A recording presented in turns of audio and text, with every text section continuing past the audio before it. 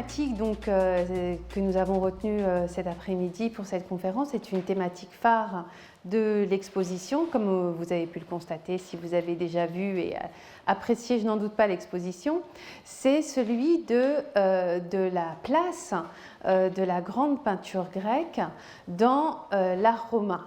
Donc c'est une thématique vaste et riche qui ouvre tout un champ de questions et qui ne seront pas toutes résolues, qui donc va nous permettre déjà d'aller à la rencontre des principaux grands peintres de l'art grec, de leurs œuvres, de la destinée de leurs œuvres,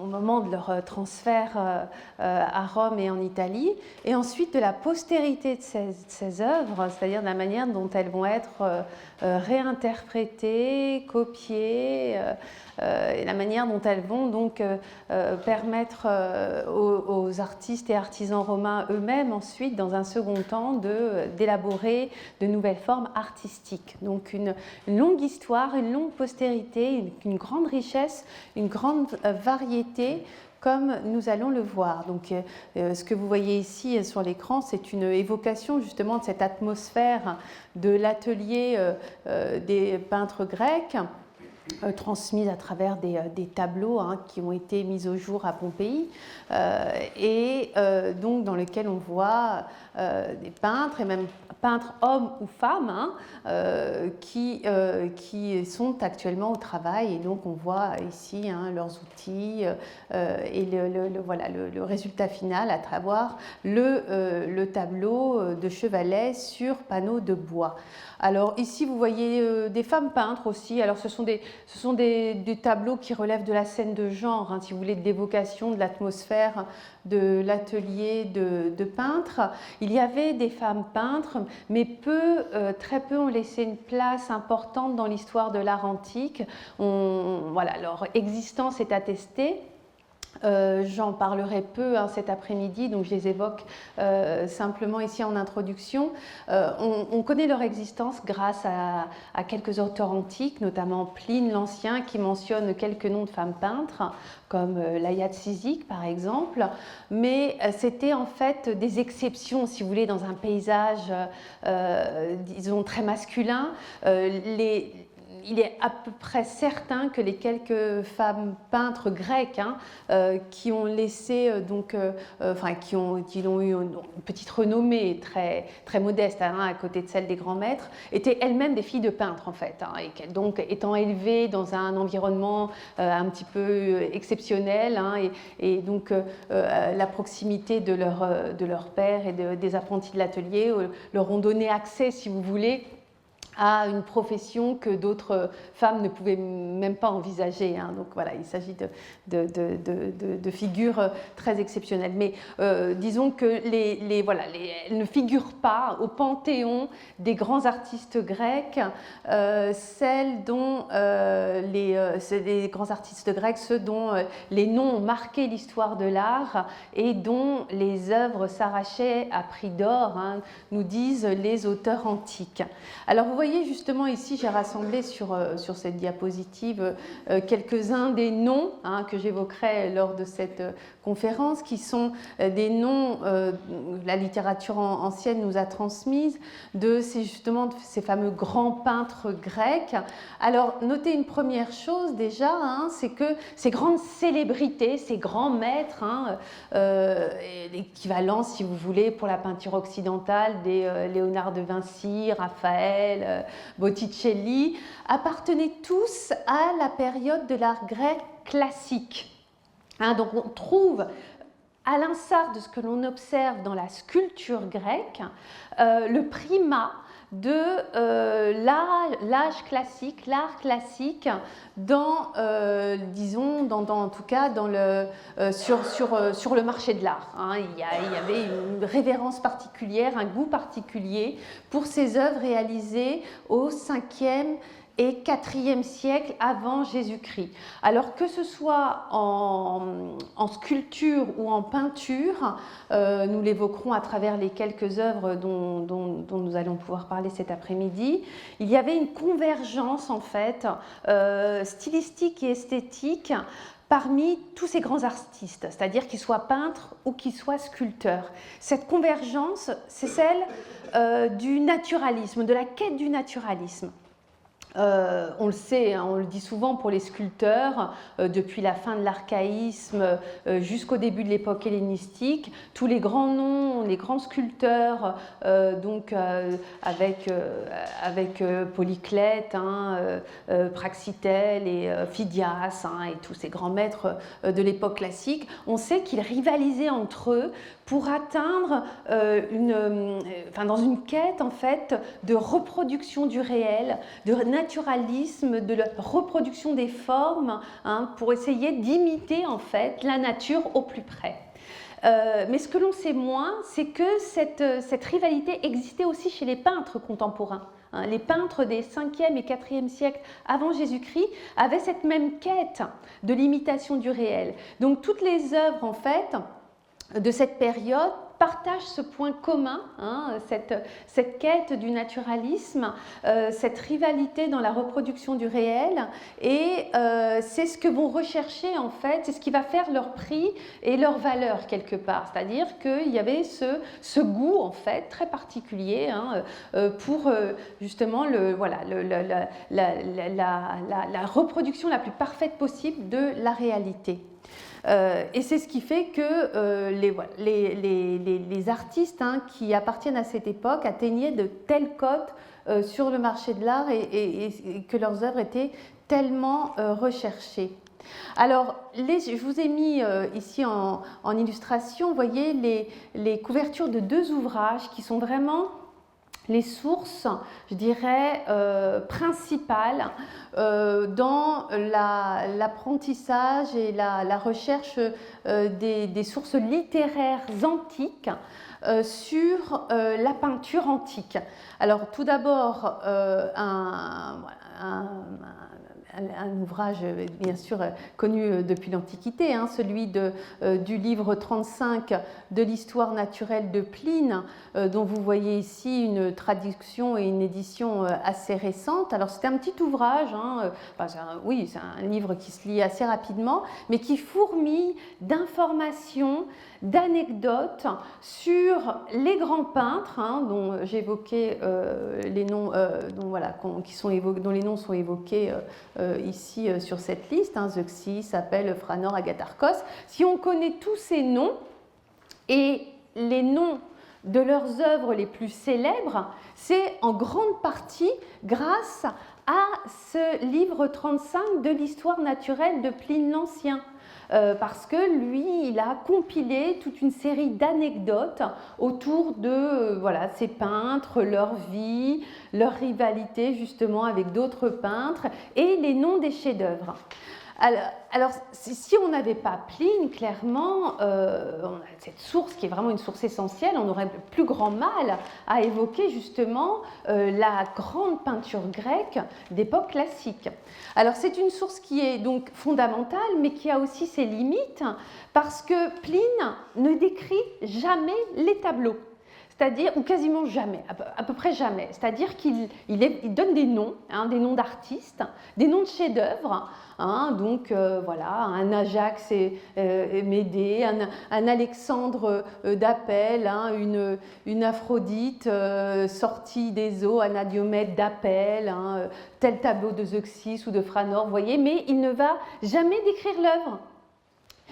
Alors pourquoi il ne les décrit pas? Tout simplement, et c'est le plus probable, bon, déjà parce qu'il ne voulait pas faire un ouvrage trop long, mais aussi parce qu'il évoquait des œuvres qui étaient parfaitement connues de ses contemporains. Aujourd'hui, quand on évoque dans un ouvrage ou dans une discussion la Joconde, par exemple, ou voilà, un tableau tel autre tableau de Raphaël ou de Botticelli, on ne va pas décrire l'œuvre in extenso, parce que la simple évocation du nom de l'œuvre déclenche une image dans l'esprit de l'interlocuteur ou du lecteur qui fait que voilà, toute description est superflue, si vous voulez, en quelque sorte. Et donc, eh bien, Pline se dispense des descriptions qui nous auraient été précieuses, bien sûr, parce que tous ces grands chefs-d'œuvre de la peinture de Chevalet ont tous disparu. Ils ont été, bien sûr, étant réalisés sur des panneaux de bois.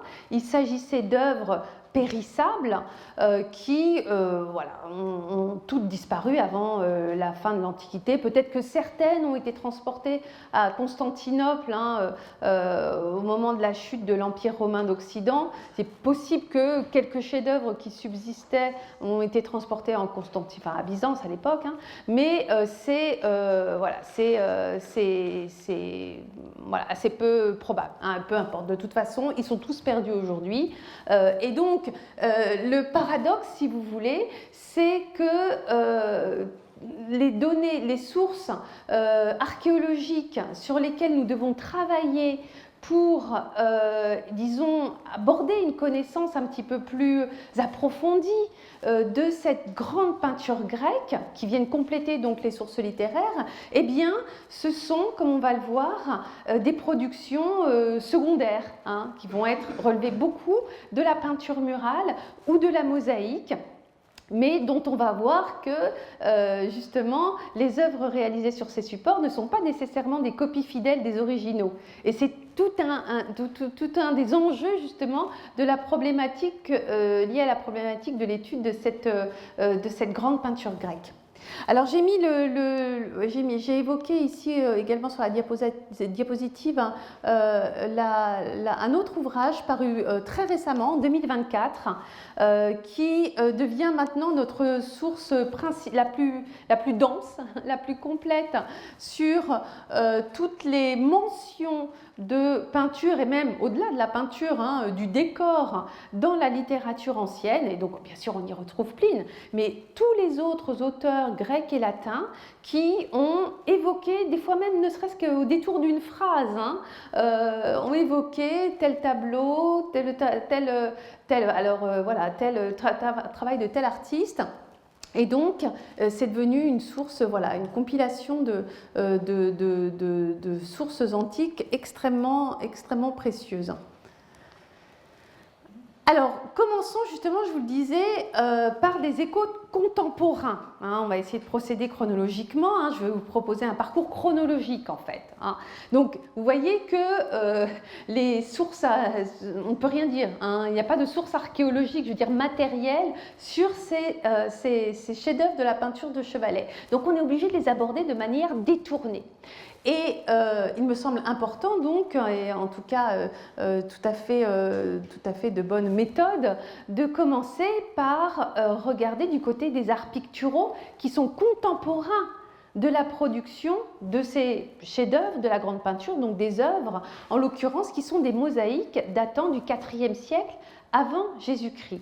Alors c'est un corpus d'œuvres hein, que je vais brièvement évoquer, bien sûr je ne vais pas pouvoir vous les présenter tout en détail, mais qui sont des mosaïques de style dit tétrachromiste. Hein, je vais revenir sur ce qu'on appelle justement ce style tétrachromiste. Hein, la tétrachromie, c'est littéralement l'usage de 4 couleurs, hein, blanc, jaune, rouge et noir.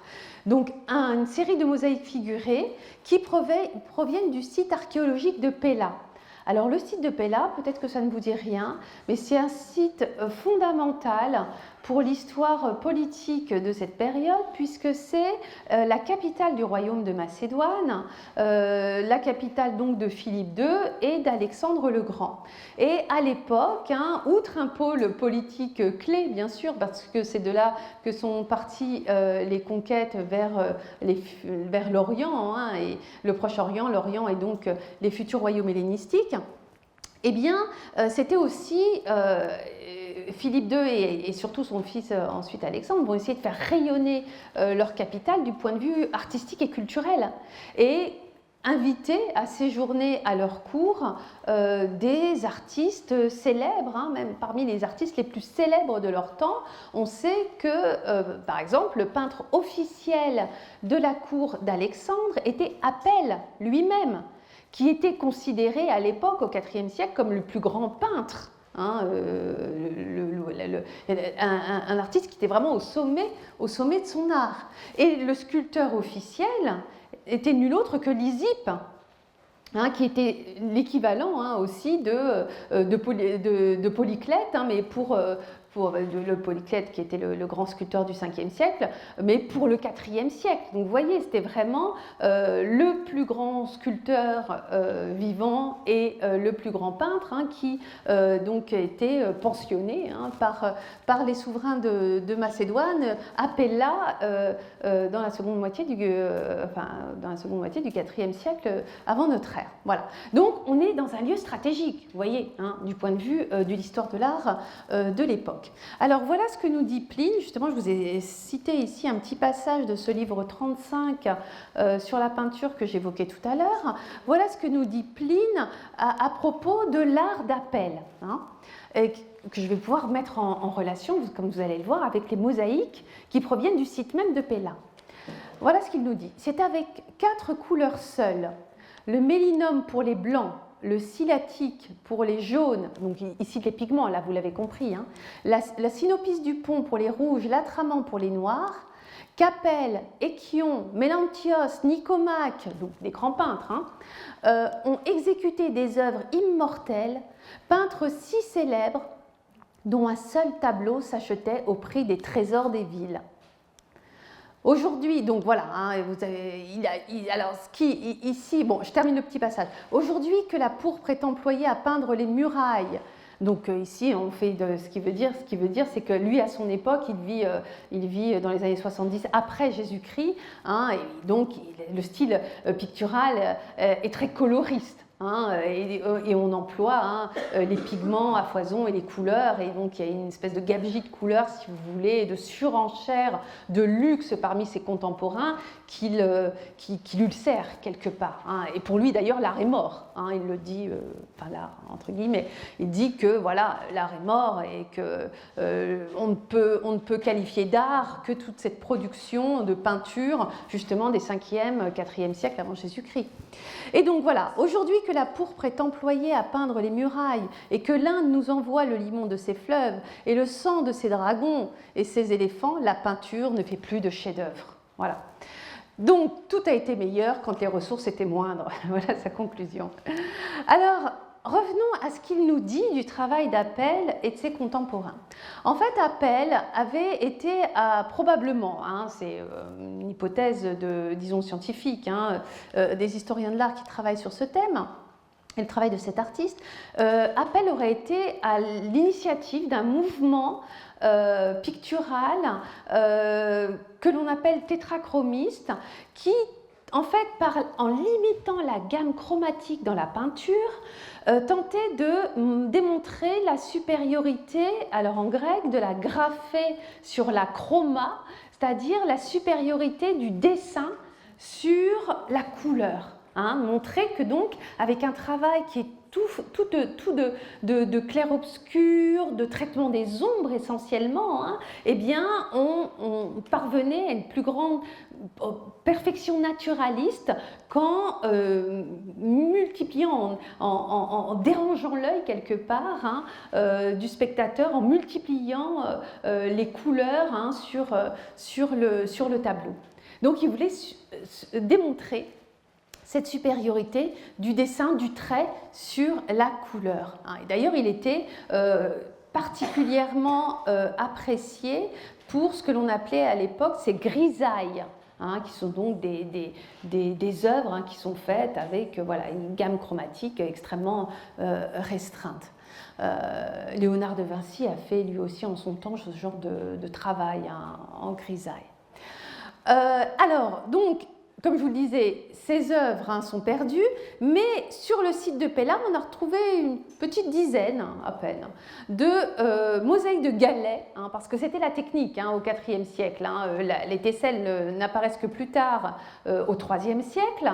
Donc, au IVe siècle, eh bien, les mosaïques sont faites en galets.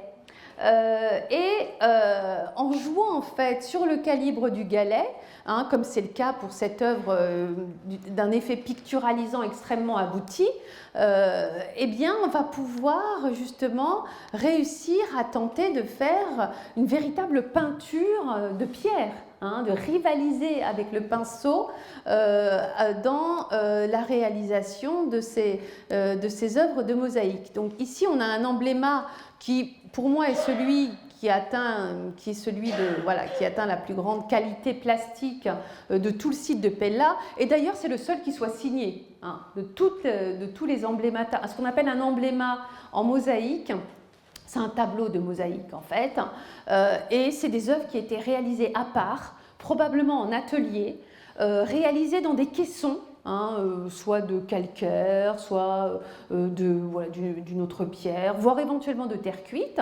On coulait un mortier à l'intérieur du caisson et puis ensuite on réalisait donc le dessin voulu.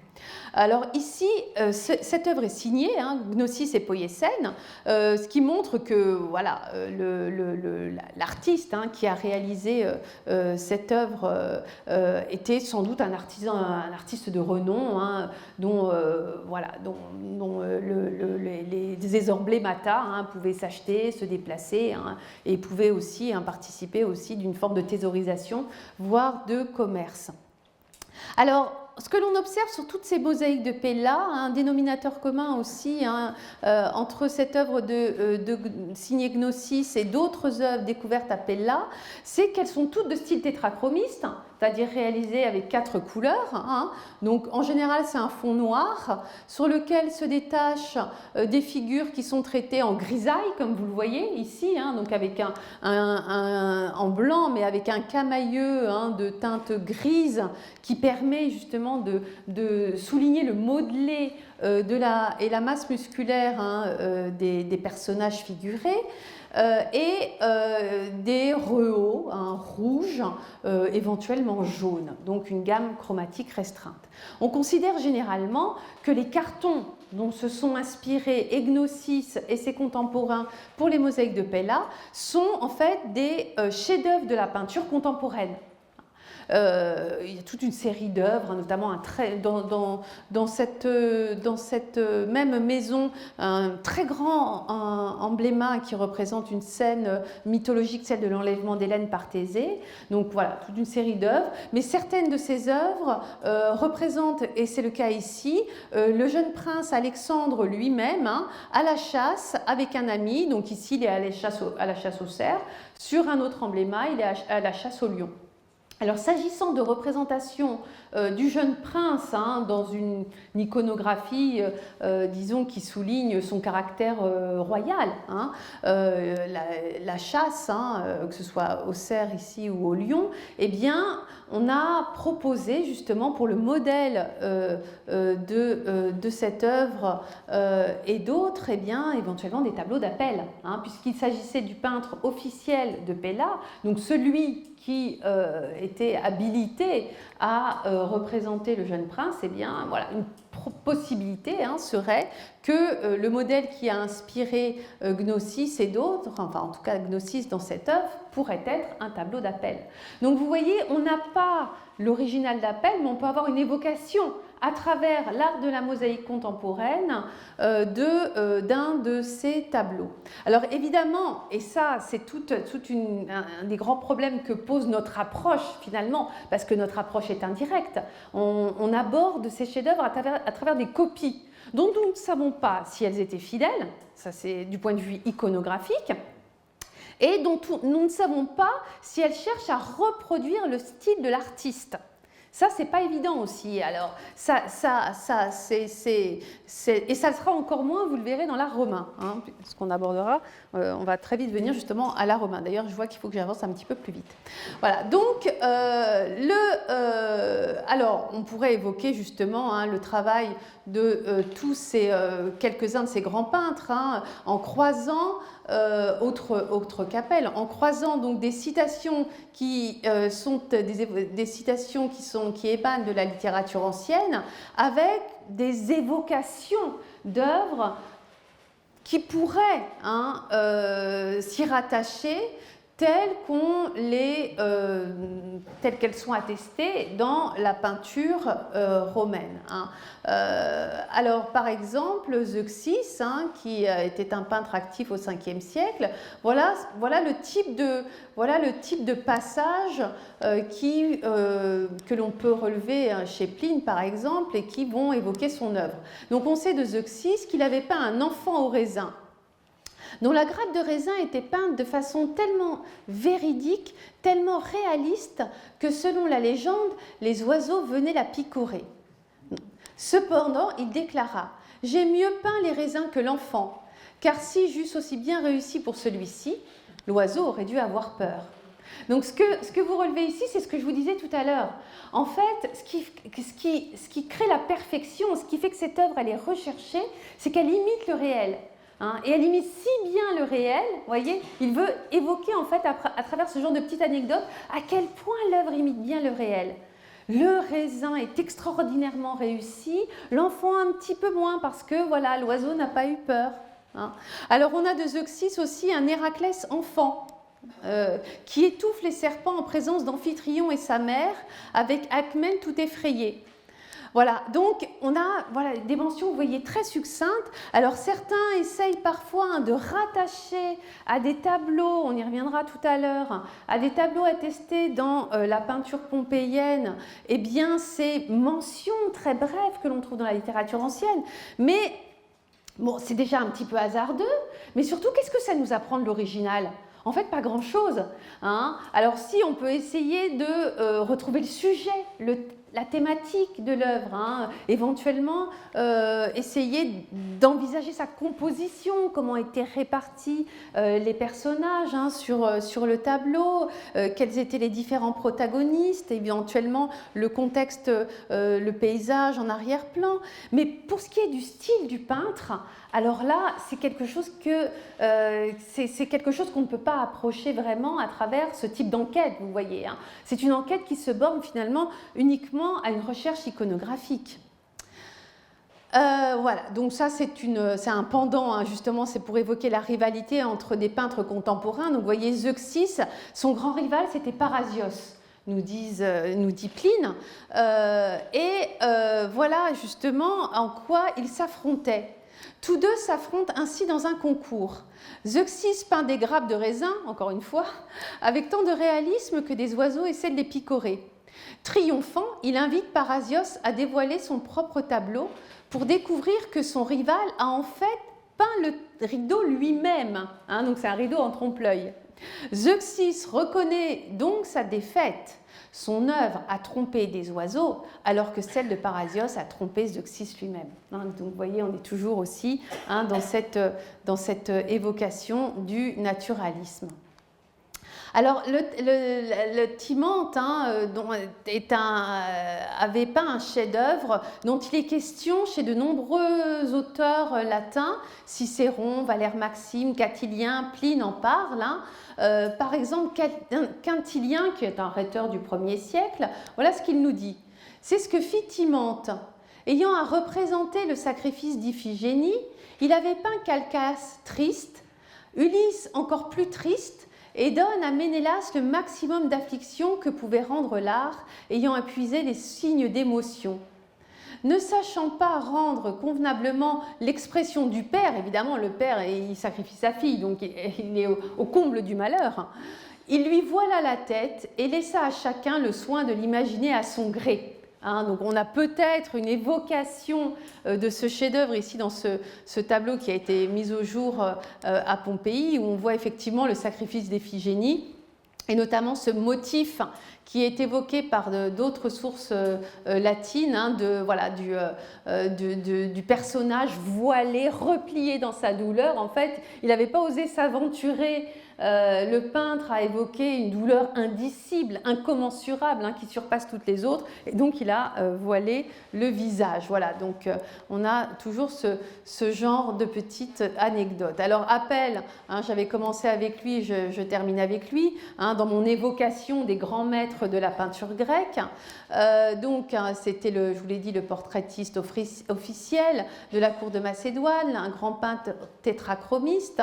Voilà ce que nous dit Pline, hein, de tous les peintres précédents et suivants. Tous les peintres précédents et suivants ont été surpassés par Apelle dans la 112e Olympiade. À lui seul, presque, il a plus contribué au progrès de la peinture que tous les autres ensemble, et il a publié des livres sur les principes de cet art. Malheureusement, hein, bien sûr, tout ce traité d'Apelle, comme tous les traités d'art de l'Antiquité, est définitivement perdu. Et donc on va retrouver, hein, les tableaux d'Apelle, les tableaux de Timante, hein, les tableaux de Zeuxis dans cette... voilà, on les retrouvera, on va voir justement, on va évoquer leur destin dans la seconde partie de cette présentation. Alors, justement, avant d'évoquer le transfert et justement la seconde vie de tous ces chefs-d'œuvre à partir de leur arrivée à Rome, je voulais juste terminer sur quelques mots concernant voilà, ce que l'on sait de ce que matériellement valaient, hein, ces œuvres et le statut de ces artistes, et ce à quoi ressemblaient leurs fameux tableaux de chevalet.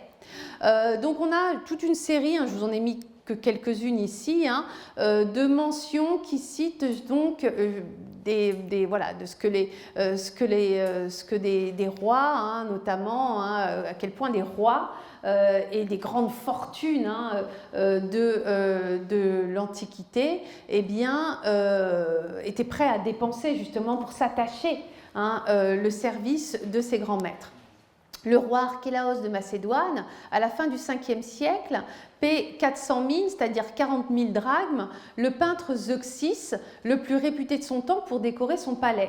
Sachant que généralement les peintres de chevalet refusaient de s'abaisser à faire du décor domestique entre guillemets, hein, c'est-à-dire à venir décorer une habitation. Donc il fallait effectivement, même si c'est un palais, donc il fallait vraiment des trésors de diplomatie, mais aussi, hein, débourser des sommes colossales pour une drachme par jour, c'est ce que gagnait un artisan.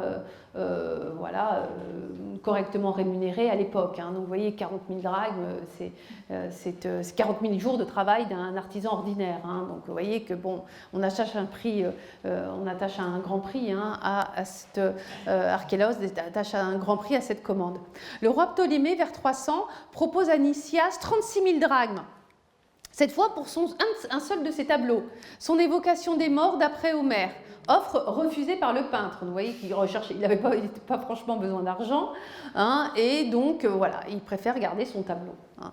Voilà. En plus, hein, les peintres bénéficiaient du prix des leçons qu'ils donnaient. Par exemple, Apelle avait été formé par Pamphilos, et on sait que Pamphilos demandait à ses élèves 6 000 drachmes par an.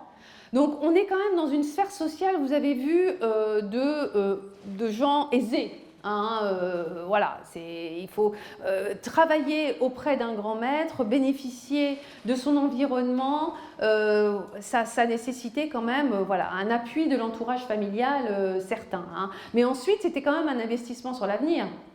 Parce que, effectivement, comme une grande école aujourd'hui, quelque part, c'est-à-dire que c'était la garantie, hein, si le jeune peintre était prometteur, qu'ensuite lui-même, hein, puisse monnayer son travail, ses œuvres à bon prix auprès des cours, hein, et des grands de ce monde. Alors, à quoi ressemblent les pinax, ces fameux pinax, pinaquets, ces tableaux de chevalet? On en a des évocations à travers des œuvres, hein, qui montrent les peintres au travail, par exemple. Je vous avais montré un exemplaire, hein, tout à l'heure. Donc, il faut imaginer, si vous voulez, de la peinture sur panneau de bois, ça ressemble assez en fait aux icônes médiévales, hein, et notamment dans les versions qui sont pourvues de volets. Hein. Vous avez vu que dans l'exposition est exposée toute une paroi qui a été mise au jour à Vèze, hein, donc très proche d'ici, et qui montre justement eh bien, un pinax. Alors il devait y en avoir d'autres, hein. Il faut imaginer que voilà, toute la pièce était décorée de ces panneaux à fond rouge ornés de pinaquès. Et donc, vous voyez ici un tableau, un pinax, hein, en bois, pourvu de volets. Les volets étaient destinés à protéger la surface picturale de l'œuvre. Hein, donc voilà, c'était des œuvres vraiment qui ressemblent tout à fait aux icônes médiévales. Hein. Un autre exemple, hein, on en a des avocations récurrentes, hein, dans la peinture romaine, justement de ces pinaquès. On aime représenter les tableaux en trompe-l'œil. Et donc voilà, dans la maison de la Ramassima à Pompéi, on voit ici donc, une évocation d'un tableau représentant Narcisse avec les volets, vous avez vu, repliés, hein, de part et d'autre en trompe-l'œil, hein, comme pour dévoiler l'œuvre. Donc on évoque ici la présence d'un tableau grec en fait, hein, d'un chef-d'œuvre, un tableau de la peinture grecque ancienne, hein, à travers ce trompe-l'œil. Voilà, différents types de pinaquès, hein, rassemblés sur cette planche, hein, d'après des évocations justement qu'on peut relever dans la peinture romaine. Alors matériellement, hein, si vous voulez avoir justement une impression sensible de ce à quoi pouvait représenter la surface picturale du tableau, je vous renvoie à tous les portraits du Fayoum, qui sont en fait des œuvres antiques, hein, qui sont datées pour l'essentiel du corpus entre le 1er siècle et le 3e siècle de notre ère, donc quand même des œuvres d'époque romaine, certes, mais réalisées en un contexte qui est plutôt grec que romain, hein, puisque ils ont été réalisés dans la région du Fayoum, en Égypte, hein, donc ancien royaume, dans un site qui appartient à l'ancien royaume hellénistique ptolémaïque, hein, et donc tradition de peinture grecque, si vous voulez, hein, qui est la tradition selon laquelle on travaillait ces peintres, et donc on voit, hein, des œuvres de grande qualité, hein, et donc vous voyez qui sont réalisées à l'encaustique. Hein. Alors il y a quelques œuvres, une partie du corpus qui est de ces portraits du Fayoum, qui sont réalisées à la détrempe, mais une grande partie des œuvres étaient faites à l'encaustique, qui permettait sans doute une adhérence meilleure, hein, sur la surface du bois. Et donc à l'encaustique, c'est-à-dire qu'on mélange le pigment avec de la cire, hein, et donc ça donne voilà, une matérialité très particulière, une très bonne adhérence et une très bonne justement pérennité à ces œuvres. Hein. Et donc voilà, ça donne, si vous voulez, ces portraits du Fayoum sont du point de vue justement esthétique, hein, et du rendu final de l'œuvre sur panneau de bois, meilleure comparaison, évocation que l'on puisse avoir de ce à quoi pouvait ce à quoi pouvait ressembler en fait ces pinaquès des grands maîtres de la peinture grecque, sans en partager les sujets, bien sûr, parce qu'ici, il s'agit quasi exclusivement de portraits pour ce qui est de ces œuvres du Fayoum. Alors, voyons maintenant le transfert de ces œuvres vers Rome, hein, de ces grands chefs-d'œuvre de la peinture grecque, hein, parce qu'ils ont connu, au moment, si on les connaît si bien, enfin, si on a tant d'informations sur ces grandes œuvres de la peinture grecque aujourd'hui, c'est parce que les Romains en ont fait grand cas, hein, et qu'ils ont opéré un énorme transfert en fait. Alors c'est pas que du pillage, hein, et c'est pour ça que bon, je préfère utiliser ce terme avec réserve. Alors c'est vrai qu'il y a eu des épisodes de pillage, même si le terme de pillage trouve un côté désorganisé.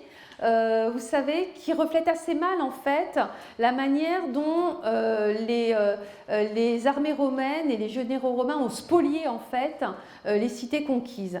Et aussi, je préfère parler généralement de transfert parce que disons que le transport de toutes ces œuvres, la présence de tous ces grands chefs-d'œuvre de la peinture à Rome à la fin de l'époque républicaine et à l'époque impériale ne résulte pas que des guerres de conquête, il y a aussi eu beaucoup d'acquisitions sur le marché de l'art, hein, beaucoup d'achats. Hein. Et donc, voilà, c'est plus globalement finalement un transfert. Mais les Romains ont développé une fascination extraordinaire pour l'art grec, sous toutes ses formes, hein, dont nous parlons justement, qui est au cœur de l'exposition. Et donc, et si, hein, je vous disais, si on connaît autant de choses finalement hein, sur la grande peinture grecque aujourd'hui, c'est grâce à toutes les évocations et toutes les copies qu'en ont proposé les artistes romains, et parce que le goût était là, parce que la demande était là, hein, qu'il y avait une demande forte, notamment de la part des élites romaines.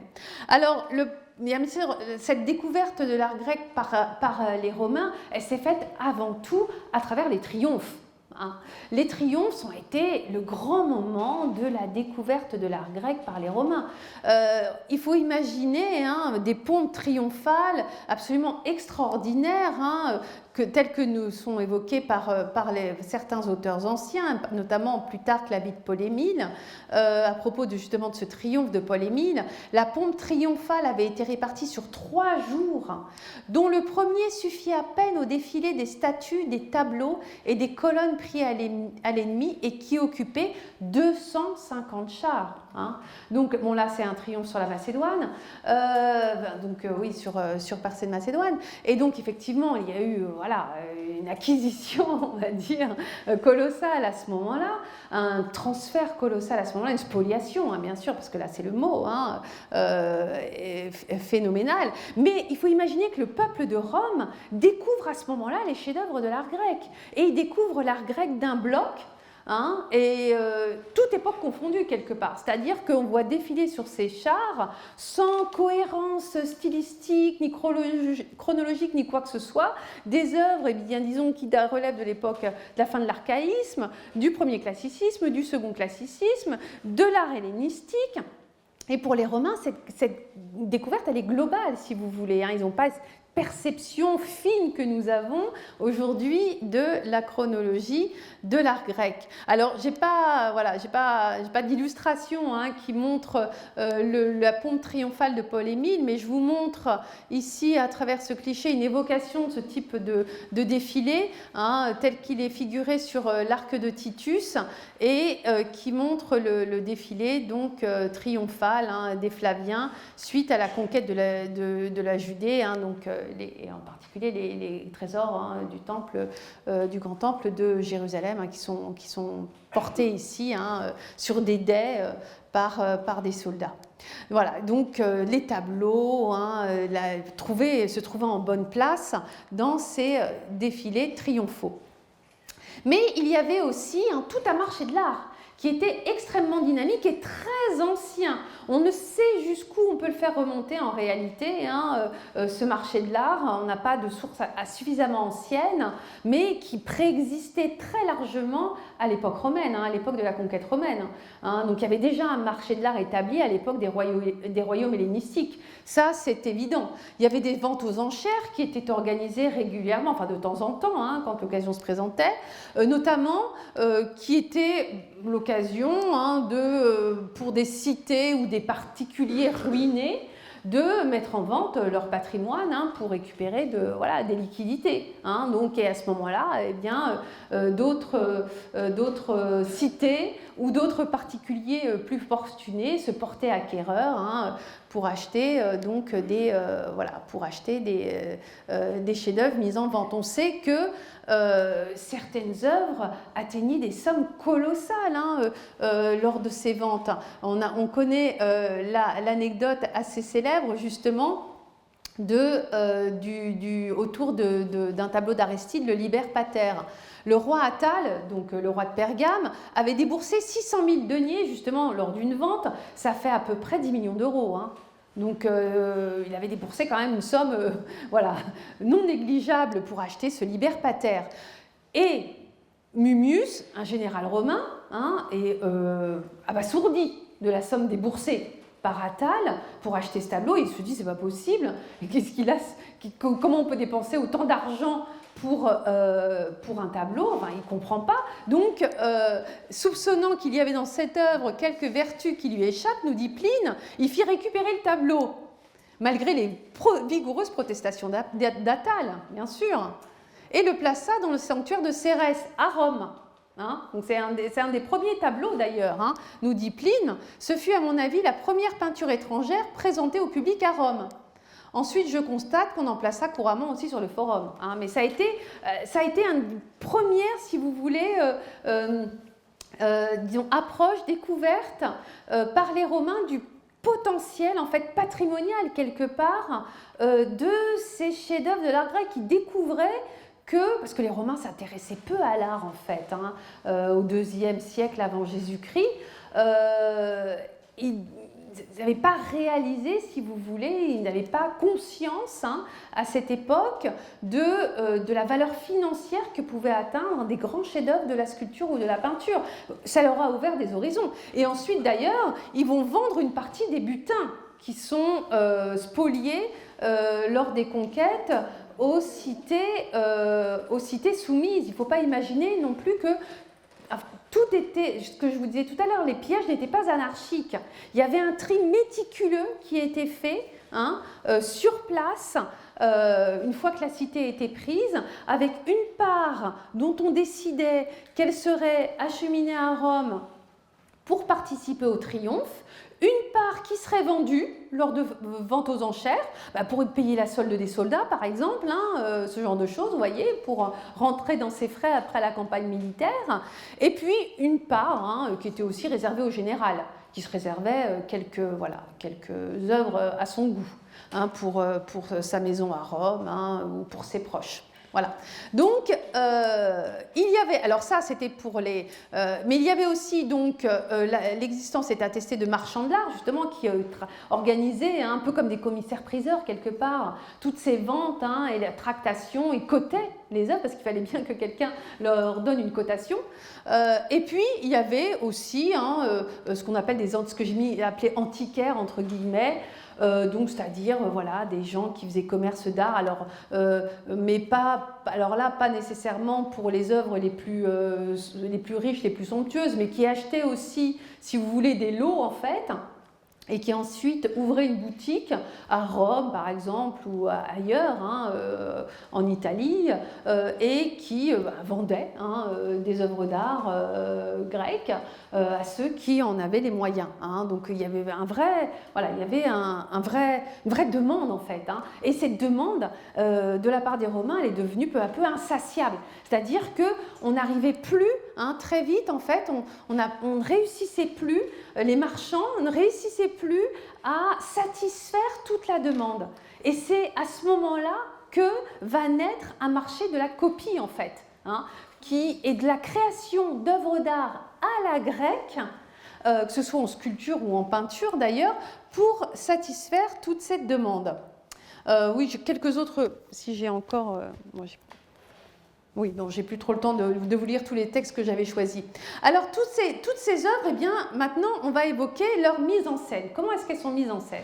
Elles sont mises en scène à Rome hein, ou chez des particuliers, dans des lieux... Alors, qui à l'origine étaient des sanctuaires pour l'essentiel. Hein. On a vu que Mummus avait placé dans le temple de Cérès le tableau du Liber Pater. Voilà, une partie de ces œuvres vont être placées dans des sanctuaires, soit, alors on ne sait pas, c'est pas toujours très clair où dans le sanctuaire. Hein. Pour nous, ça reste une question assez ouverte. Est-ce que les œuvres, quand on dit c'est placé dans le sanctuaire de Cérès, est-ce que ça veut dire dans la cella? Mais si c'est dans la cella, personne ne peut en profiter, hein, forcément, puisque la cella, elle n'est pas ouverte au public. Hein, seuls quelques privilégiés pénètrent à l'intérieur de la cella. Ou alors dans les portiques périphériques, parce que vous savez, autour d'un temple antique, c'est pas seulement une cella, justement, c'est autour tout un téménos, hein, tout un portique dans lequel, eh bien, on peut justement se promener. Et là, pourquoi pas, effectivement, placer des œuvres pour qu'elles soient accessibles à un plus grand nombre. Mais c'est une question qui n'est pas complètement résolue. Hein. Voilà. À quel point ces œuvres étaient accessibles quand elles étaient placées dans un sanctuaire? Ce qui est très clair, c'est que très vite, on s'est mis à construire en tout cas des portiques ce qu'on appelle des portiques ad hoc, hein, donc c'est-à-dire spécifiquement construits comme le portique d'Octavie ou d'autres, pour justement héberger, abriter toutes ces œuvres d'art, notamment celles spoliées à l'ennemi, enfin au peuple conquis, hein, et acheminées à Rome. Donc on va construire des édifices spécifiquement pour accueillir ces œuvres. Et chez les particuliers, on sait par certaines sources, notamment celle-ci, hein, cet auteur, Philostrate, dans ses Imagines, mais d'autres sources également, hein, l'évoquent, cela dit de manière moins circonstanciée que lui, l'existence de galeries de tableaux chez les particuliers qui avaient les moyens d'acquérir, bien sûr, une collection de peintures. Hein. Et dans ces cas-là, donc, on sait qu'ils exposaient toutes ces peintures dans des galeries. Alors, je vous ai mis ici hein, une photo que j'ai prise dans la galerie du Palais Doria Pamphili à Rome, qui est une des plus belles collections encore existantes, hein, privées, je veux dire, dans le genre, hein, pinacothèque. Et donc, on voit ici, hein, voilà, dans cette galerie, vous savez, justement, à quatre galeries, en fait, périphériques. Eh bien, voilà, on voit que tous les tableaux hein, sont accrochés, et donc avec cette impression justement de surabondance qui est donnée par l'évocation de Philostrate, hein, qui commande justement, qui se promène dans les portiques d'une grande villa et qui décrit 65 des œuvres qui sont exposées. Voilà, donc des pinacothèques hein, et pour les particuliers. Et une partie, toute la partie des œuvres, bien sûr, hein, qui étaient exposées dans des lieux publics et qui étaient donc quelque part propriété hein, du peuple de Rome, eh bien, on faisait en sorte hein, de leur garantir des dispositifs de mise en valeur particulièrement appropriés et exceptionnels. Alors, on a la chance de garder justement un exemple bien attesté de la manière dont on pouvait justement valoriser et préserver du mieux qu'on pouvait, exposer du mieux qu'on pouvait des tableaux précieux. Et cet exemple, c'est celui du Forum d'Auguste à Rome, hein, vous savez qu'il y a une petite partie qui est encore visible aujourd'hui. Et on voit hein, sur une paroi ici, vous voyez sur ce cliché, l'emplacement pour un tableau. L'emplacement pour un tableau, c'est-à-dire que le tableau, ici, il faut restituer un tableau, un chef-d'œuvre de la peinture grecque qui était encastré, vous voyez, dans le mur hein, de ce portique du Forum d'Auguste, et probablement un des tableaux hein, dont il est question parmi ceux qui étaient conservés au Forum d'Auguste, par exemple un tableau d'appel. On sait qu'il y avait plusieurs tableaux d'appel exposés donc, au Forum d'Auguste parmi autres chefs-d'œuvre. Alors ces tableaux, ils contribuent au prestige de la ville, bien sûr, puisque les Romains ont compris hein, depuis Mummius à quel point ces œuvres étaient recherchées, à quel point elles contribuaient au prestige universel de la cité. Et pour cette cité Rome qui se voulait justement le phare du monde connu, hein, du monde méditerranéen, eh bien, l'accumulation d'œuvres a contribué, si vous voulez, à rehausser ce prestige qui vous entendez faire résonner à travers tout l'univers. Alors, justement, disons que la construction de ces lieux d'exposition, pourrait-on dire, des œuvres d'art spoliées lors des conquêtes, culmine quelque part au moment de la construction du Templum Pacis, qui va être construit sous Vespasien, inauguré en 75, donc après en fait les guerres de Judée. Et qui va être en particulier, alors c'est un forum, hein, donc il va avoir hein, de multiples fonctions, sanctuaire, hein, et bien sûr il va y avoir un sanctuaire, il va y avoir des centres de commerce, il va y avoir des espaces administratifs, mais surtout on sait que quantité de chefs-d'œuvre de l'art grec étaient exposés et conservés dans ce Templum Pacis. Et pas que les trésors de Judée. Hein. Il y avait donc des tableaux célèbres, hein, des sculptures célèbres, hein, et donc il y avait toute une organisation autour de la gestion de ce patrimoine. Alors, j'ai écrit une préfiguration des musées, ce n'est pas tout à fait des musées non plus. Ils n'ont pas cette vocation, si vous voulez, à être des musées, puisqu'ils sont là plutôt pour... il y a une valeur déjà qui est fondamentalement religieuse hein, à ce type d'édifice. Hein, et ils ont pour vocation essentielle de servir la gloire de Rome. Hein, et au plus près et d'évoquer la pietas aussi de l'empereur, puisqu'il va dédier ses chefs-d'œuvre hein, à des divinités, en tout cas les associer hein, à des sanctuaires. Mais donc il y a toute une gestion patrimoniale quand même assez rigoureuse de toutes ces œuvres à travers la rédaction d'inventaires qui sont exhaustifs. Hein, donc vraiment on catalogue, on inventorie toutes ces œuvres. Et d'ailleurs certaines portent encore le numéro d'inventaire, hein, parmi celles qui sont conservées à Rome, notamment dans les musées capitolins, portent encore ce que l'on soupçonne être un numéro d'inventaire antique, hein, qui leur avait été attribué à l'époque. Donc, on relève aussi l'établissement d'une administration chargée de leur conservation et la fonction, disons, supplémentaire hein, que pouvaient endosser les gardiens qui, à l'occasion, font office de guide pour les visiteurs.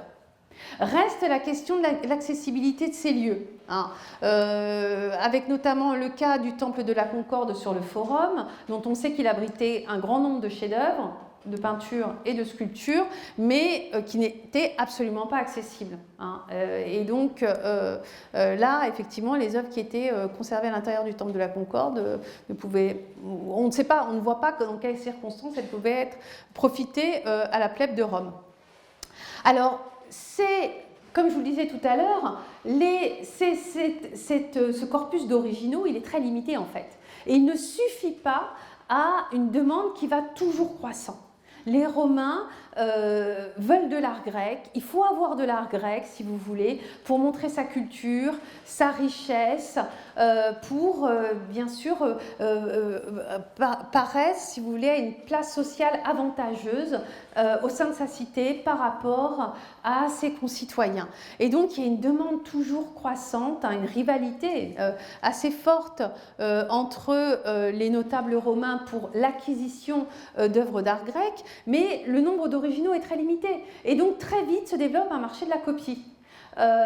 Et pour ce qui est de la peinture, puisque c'est notre sujet aujourd'hui, ce marché de la copie, il va se développer à travers la peinture murale, qui à l'origine n'est que, enfin la peinture murale domestique, hein, qui à l'origine n'est que voilà, du décor domestique ordinaire, si vous voulez, mais qui va devenir le support justement de la culture du propriétaire à travers l'évocation de tableaux de la peinture grecque. Alors on a ici justement un exemple hein, qui vient de la maison des Vétis à Pompéi, où vous voyez la mise en œuvre caractéristique d'une pinacothèque de 4e style pompéien, c'est-à-dire des années 60-70 de notre ère.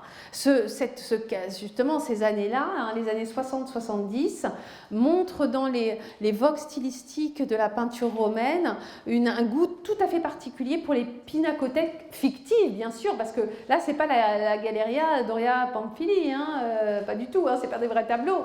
Ce sont des évocations, en fait. Hein.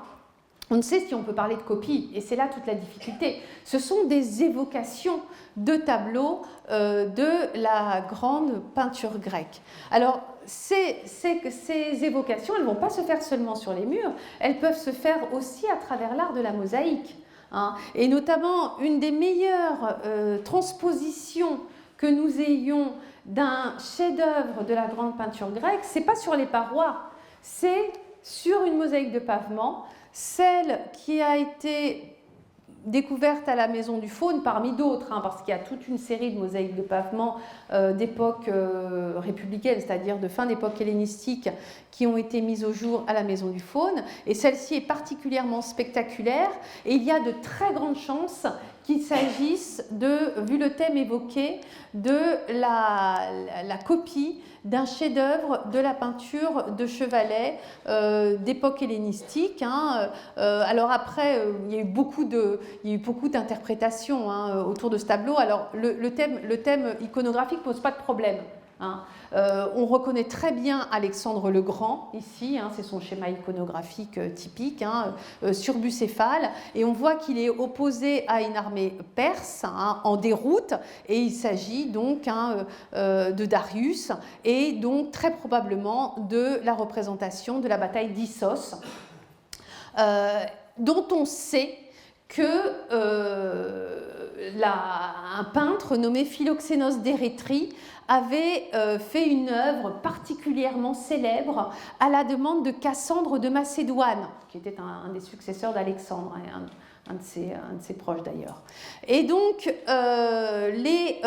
ici, bien sûr, alors d'autres ont dit qu'il s'agissait peut-être d'une copie d'un tableau d'appel, parce que, bien sûr, c'est Alexandre qui est représenté. Mais clairement, l'interprétation la plus convaincante est celle qui rattache ce schéma iconographique, cette composition, plutôt à un original de Philoxénos d'Érétrie, puisque l'existence de ce tableau est évoquée dans la littérature. Donc vous voyez que voilà, sur les sols, sur les parois des riches habitations romaines, on va pouvoir retrouver ce goût, cette esthétique très particulière pour la transposition de chefs-d'œuvre de l'art grec. Là, vous la voyez en contexte. Alors c'est une copie, parce que l'original, comme vous le savez, est au musée de Naples, mais on voit qu'elle ornait une salle de réception de la Maison du Faune. Alors je terminerai sur cette question. Et qui est pour moi, qui reste et pour moi et pour tous ceux qui travaillent sur le sujet, une question assez énigmatique. On fait un constat, mais un constat qu'on peine à expliquer pleinement en fait. Si on regarde quelles sont les œuvres les plus copiées, on pourrait s'attendre finalement, un peu naïvement, à ce que les œuvres les plus copiées soient les grands chefs-d'œuvre, justement, dont il est question depuis le début de cette conférence, dont je ne cesse de vous parler, les grands chefs-d'œuvre d'Apelle, Zeuxis, Nicias, Mélanchios, etc., ceux dont il est question dans toute la littérature antique et ceux dont les œuvres s'arrachaient à prix d'or, donc les Jocondes, les Jocondes de l'Antiquité. Eh bien non, à nos grandes stupéfactions, si on recherche justement à faire la liste ne serait-ce que des évocations, sans parler même de copies fidèles, parce que les Romains n'étaient pas si amateurs que ça de copies fidèles finalement.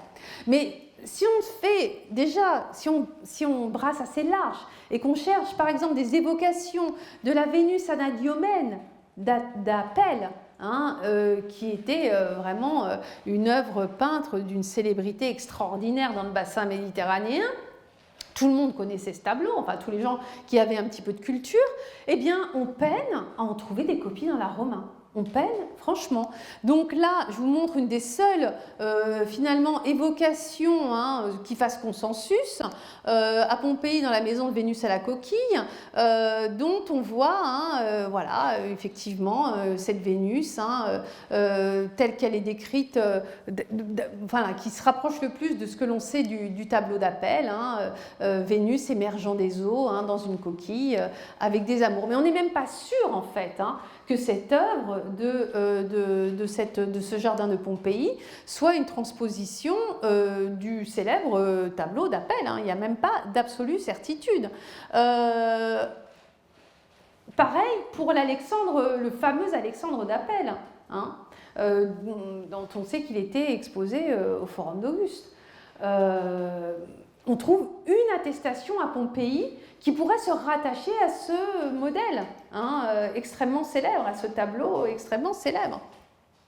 Alors, que préfère-t-on justement à la Vénus anadyomène, par exemple? Eh bien, ce que l'on va retrouver pour mettre en scène Aphrodite, ce n'est pas le thème du tableau d'Apelle, ça va être par exemple le thème d'Aphrodite et Adonis. Dont on va retrouver des exemples multiples, une grosse dizaine d'attestations de ce tableau à Pompéi. Mais ce qui est paradoxal et ce qui est justement ce qui nous paraît extrêmement énigmatique, c'est que ce tableau dont il existe une grosse dizaine de copies à Pompéi, donc qui était particulièrement apprécié, eh bien, il n'y en a pas trace dans la littérature antique. On ne sait pas, absolument pas, qui pouvait être l'inventeur de cette œuvre, le peintre qui aurait créé le modèle, l'original, pourrait-on dire, de cette œuvre tellement copiée. On n'a aucune idée, il n'y a pas mention d'un peintre qui aurait réalisé un tableau représentant Vénus et d'un peintre grec qui aurait représenté ce sujet, Vénus et Adonis. Alors, celui qui a vraiment la palme de la popularité dans la peinture romaine, c'est le thème d'Ariane Anaxos. Alors ce tableau, il est connu, lui, dans encore plus d'exemplaires, on est presque à 20 exemplaires pour ce tableau, de l'abandon d'Ariane Anaxos par Thésée, donc on voit Ariane qui est endormie sur la plage ici, dans ces deux versions, et puis Thésée qui s'éloigne, s'apprête à monter sur un bateau. Deux remarques au sujet de ce tableau qui a été tellement apprécié, aussi de ce thème qui a été tellement apprécié. Encore une fois, on ne connaît pas le nom du peintre qui a pu créer l'original dont se sont inspirées toutes les transpositions connues. Et deuxième remarque, il n'y a quasiment pas deux exemplaires identiques. Donc ça aussi, ça c'est une des spécificités de ces transpositions d'originaux de la peinture grecque dans la peinture romaine, c'est que les Romains visiblement n'aiment pas les copies exactes. Ils sont capables d'en faire, ça les sources nous le disent très clairement, on sait quels moyens ils employaient, mais on sait que quand ils voulaient une copie exacte, justement, ils prenaient soin de prévenir l'artiste. C'était vraiment, il fallait insister en fait auprès de l'artiste pour avoir une copie exacte. Parce que l'artiste, naturellement, il va avoir tendance à réinterpréter l'œuvre, si vous voulez.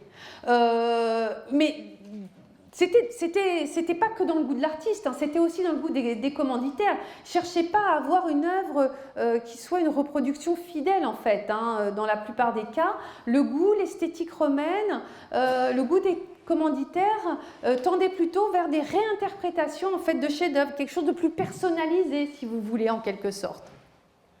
Voilà, donc, en fait, si on les met, tous ces tableaux qui nous semblent remonter à un même original, si on les met les uns à côté des autres, on voit bien donc qu'il y a des points communs, mais il y a aussi de nombreuses divergences dans les effets de composition, les positions, les personnages secondaires. Donc, voilà, ça peut être subtil comme différence, mais on voit qu'il n'y avait pas, ce vœu, ce respect, en fait, cette révérence que l'on peut imaginer d'après l'original. D'autres, justement, évocations de ce thème d'Ariane Anaxos. Alors, le pendant de l'abandon d'Ariane Anaxos, c'est le tableau de sa découverte par Dionysos, parce que Ariane, elle ne reste pas longtemps seule, abandonnée sur la plage de Naxos. Thésée est partie, c'est vrai, elle est effondrée, mais elle va pouvoir se consoler bientôt dans les bras de Dionysos, qui, de retour de ses conquêtes de l'Orient, passe justement sur cette plage, voit cette belle jeune fille abandonnée, c'est le thème de ce tableau aussi qui lui aussi a été très abondamment copié, interprété dans la peinture pompéienne. Et donc on voit toujours Ariane alanguie sur la plage et Dionysos qui vient à sa rencontre avec son Thias. Et donc voilà, on a de multiples interprétations de ce chef-d'œuvre. Alors en fait, la mentalité romaine et l'esthétique romaine, elle se résume en fait peut-être à cette phrase de Quintilien, d'ailleurs que l'on a repris dans l'exposition. Pour surpasser les Grecs, on ne devra pas se limiter à imiter un seul modèle. Au contraire, ce n'est qu'en empruntant un peu de ci, un peu de ça, que l'on pourra atteindre une plus grande perfection. Donc vous voyez, vous avez cette idée qu'on va prendre ce qu'il y a de meilleur chez chaque peintre, on va le combiner ensemble et ça va faire quelque chose de mélioratif, vous voyez, de supérieur, d'encore plus qualitatif.